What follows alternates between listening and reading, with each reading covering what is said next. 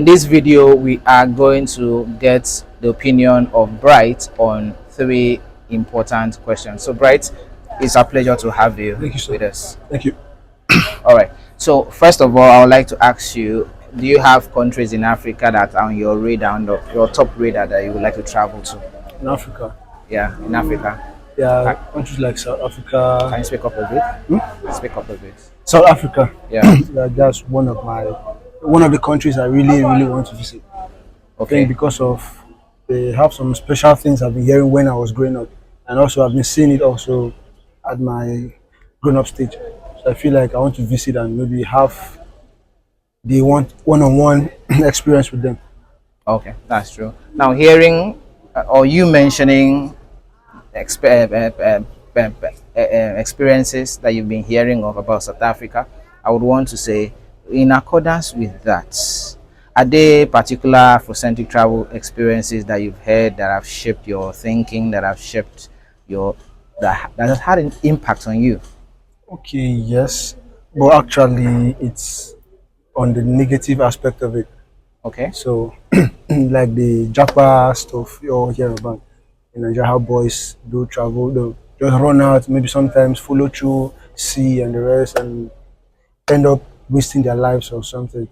So, hearing those things and knowing that it has added a negative impact in many people's life, has ended many lives, I feel no matter how bad a place is, like the country you are, the country you're from, is you should leaving the place is not bad actually, but leaving the place the wrong way is very wrong. Yeah. It might lead you to somewhere. Most of them are even in the prison till now because of wrong entry, and most people died.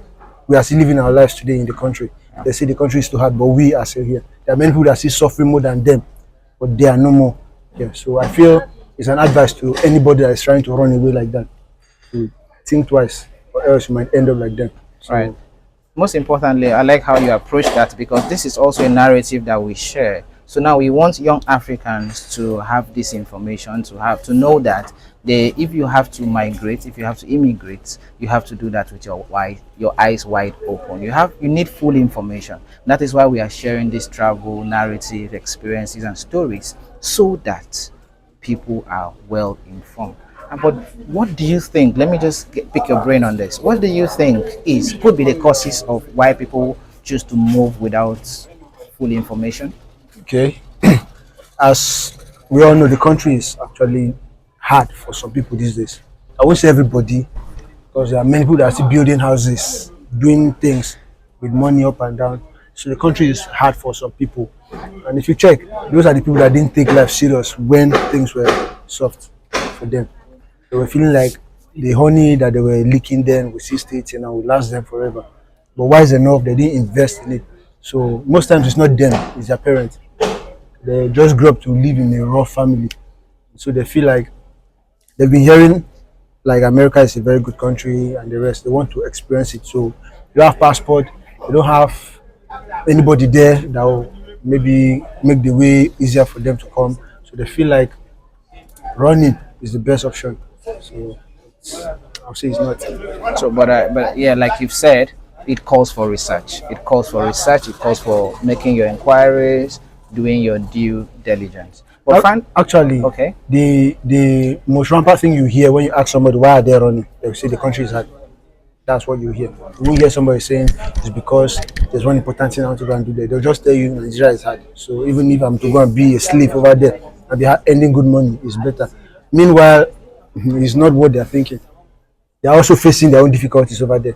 yeah, Might be even more than us. yeah, So like yeah. pay your bills, house rent in a month or over there in America. Utilities, yeah, You can even stay in a place for free here, but there I'm not sure they have a yeah, free place to stay. yeah. So That's very true. Those are, in fact, key points. Key points you're bringing. But now, centralizing on younger village and what we do. Do you think that these stories and experiences we share, or stories and experiences other people share about their travel experience, whether within Africa or outside of the continent of Africa, do you think these experiences can shape the decisions of other people, individuals or communities? yes, it can and it cannot. in the sense that, like me, I've heard about many people that go out and the wrong way and they end up the wrong way. I won't end up like this person, but there are many people that will still say, because the Now last they people are that what they died, the last are. people that died are not the first people that died. There are many people that have gone, they did not succeed, and there are some that have gone like that that have succeeded. Absolutely, yeah. So these people feel like, now look, when we try them now, we feel succeed, we feel not succeed, but all the best for us. You get so some people it will shape their thinking about that aspect, and to some Yeah. people they just live their life anyhow. So finally, one last advice you would have for people out there listening to you. What can you or what would you love to say to them about travel or japare or leaving home? Okay, my brothers and sisters, no, that the country is not hard though. It's very hard. Like they touch everybody. But I think doing things the right way will help us even soften the hardship. Instead for you to go and die anyhow, to go and suffer out there, to become a slave, to bring back slavery that have gone a long time ago. You just better stay in your country, drink your gari. You can't tell me that you not see gari to drink in Nigeria. You drink your gari, live your life. Try to make impact to yourself, but there's nobody out there that will help you. They say destiny helpers, destiny helpers. There's nobody there that is a destiny helper. You have to work towards something for somebody to see your effort and help you out. So if somebody doesn't help you, you might even be a destiny helper to somebody else and you don't know. So I would just advise that you don't think about running away negatively. If you want to travel, look for your passport, go through the right ways, and God will help us. Do your due diligence. That's it. And that is where we want to call it a day with Bright. And thank you so much, Bright. We look forward to seeing you. And please ensure that you pass this within friends and families, neighborhood. This is the narrative we want people to have a full understanding of travel before traveling so that they can travel with their eyes wide open.